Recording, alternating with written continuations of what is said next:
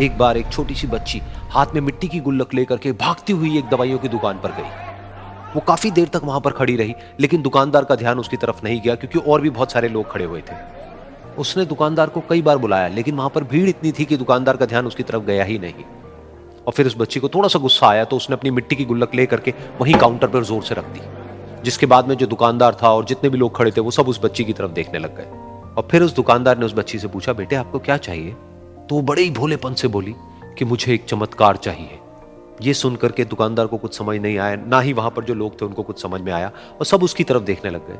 फिर दुकानदार ने बोला, बेटे चमत्कार तो यहां पर नहीं मिलता है। तो बच्ची को लगा कि वो उससे झूठ बोल रहा है, तो बच्ची ने कहा कि मेरी गुल्लक में बहुत पैसे हैं, आप बताओ आपको कितने पैसे चाहिए, लेकिन मैं आज यहां से चमत्कार लेकर के ही जाऊंगी। तो वहीं काउंटर पे एक और आदमी खड़ा था, उसने उस बच्ची से पूछा कि बेटे क्यों चाहिए तुमको चमत्कार? तब उस बच्ची ने अपनी कहानी बताई कि अभी कुछ दिन पहले मेरे भाई के सर में बहुत तेज दर्द हुआ, तो मेरे पापा मम्मी उसको हॉस्पिटल ले गए। उसके बाद कई दिन तक मेरा भाई घर नहीं आया। तो मैंने कई बार अपने पापा से पूछा, लेकिन उन्होंने मुझे कुछ नहीं बताया। उन्होंने बार बार यही कहा कि वो आ जाएगा, वो कल आ जाएगा, वो कल आ जाएगा, लेकिन वो आ ही नहीं रहा था। तो मैंने देखा कि मम्मी रो रही है। अब पापा मम्मी को कह रहे थे कि उसकी दवाइयों के लिए और उसके इलाज के लिए जितने पैसे चाहिए उतने मेरे पास में नहीं है, अब उसको कोई चमत्कार ही बचा सकता है। तब मुझे लगा कि अगर मेरे पापा के पास में इतने पैसे नहीं भी हैं तो क्या हुआ, मेरे पास में तो है। तो मैंने जितने भी पैसे जोड़ रखे हैं वो सारे लेकर के मैं इस दवाई की दुकान पर आई। फिर उस आदमी ने उस बच्ची से पूछा, कितने पैसे हैं तुम्हारे पास में? ये सुनते ही उस बच्ची ने अपनी गुल्लक उठाई, जमीन पर फेंकी और तोड़ दी, और पैसे गिनने लग गई।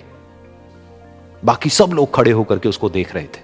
थोड़ी देर बाद उसने सारे पैसे अपने हाथ में इकट्ठे किए और बोली, मेरे पास में पूरे 19 रुपए हैं।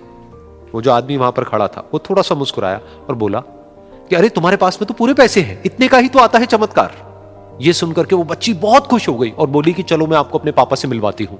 बाद में पता लगा कि वो आदमी कोई आम आदमी नहीं था, बल्कि एक बहुत बड़ा न्यूरोसर्जन था, और उसने सिर्फ 19 रुपए में उसके भाई की सर्जरी करी, और कुछ ही दिन बाद वो ठीक होकर के घर वापस आ गया। फिर कुछ दिन बाद वो बच्ची, उसका भाई, उसके पापा, उसकी मम्मी चारों एक साथ बैठे हुए थे और बात कर रहे थे। तो उसकी मम्मी ने उसके पापा से पूछा कि अब तो बता दो ये चमत्कार आपने किया कैसे?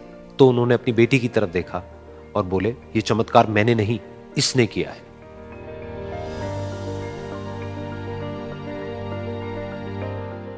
तो यहां पर एक बहुत बड़ी बात है जो हम उस छोटी सी बच्ची से सीख सकते हैं कि जिंदगी में कभी कभी ऐसा होता है कि हमको कोई रास्ता नजर नहीं आ रहा होता है और हम लोग हिम्मत हार जाते हैं। तब हमारे अंदर एक बच्चा होता है जो कोशिश करने से कभी भी पीछे नहीं हटता है। वो हार मानने को तैयार नहीं होता है क्योंकि उसको ना शब्द समझ नहीं आता है।